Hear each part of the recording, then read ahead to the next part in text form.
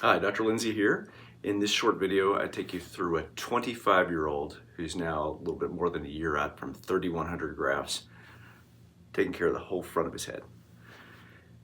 And important things to note in this video are that we asked him to consult with his parents. I know he's an adult, but once you start down this path of hair transplants, you really can't get off. And so it's important to think it through. I can't tell you how many people, it's February 3rd, but I've seen 10 people so far this year who are in this age group have gone someplace else and now have either a problem with a hairline that doesn't look right, or they've used too much of their donor area, or a variety of other issues that they should have just thought about this more before they proceed. So I ask that all younger patients, and shoot, any patient can bring somebody else with them so they can make sure they ask all their questions and feel like we're not pushing them into doing something.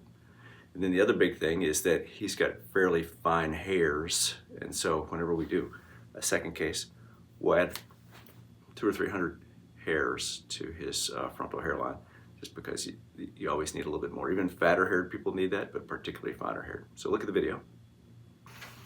Hey, Dr. Lindsey here. I'm here with Steve. How old are you, young man? I'm 25. And so my daughter's 25 and my son is 28, and so you probably can testify to this, that sometimes when you're young, like my kids, I can come across as like a grumpy dad a little bit. I want you to think things through, right? Yeah. Had you bring your mom, or did you talk to your mom before you did all this? I did talk to her before I did all this, but she lives out of state, so Okay, she wasn't there. Did you feel like I tried to talk you into anything? I tried to make you think through No, things? definitely not. Super straightforward. Okay, so up between us right now is a picture of Steve before we did anything. And Steve's got going for him, he's got a near infinite supply of donor hair in the back. And going against him, he's 25 and is already class 5 hair loss, meaning bald between my two fingers from the front to the front of the crown. And so we concocted a plan that we put as many grafts as we could get out in the front half of the scalp, and then come back sometime after today and do a second case. And so we did 3,100 grafts on you 15 months ago. How much pain and suffering did you have? Very little. Just a little sore for a couple days, but other than that, it was good. And so here's a picture of you at the end of the case, and then here's a picture of you at about a week when your stitches came out, and you came here, and we cleaned you every day, right? Mm-hmm. Yeah. And then here's a picture of you at a month, showing your scar. And so we did in September, so that's probably like February or March. And then you came to see my band at 6.5 or 7 months. Yes. This is your picture at that point where you're growing pretty good, and can I play guitar pretty good? Oh yeah, very good. That's good. I'll give you the $100. And then I didn't hear from you until a couple days ago. You called for your appointment to come back, and so it's been 15 months. I'm going to pull on your head here.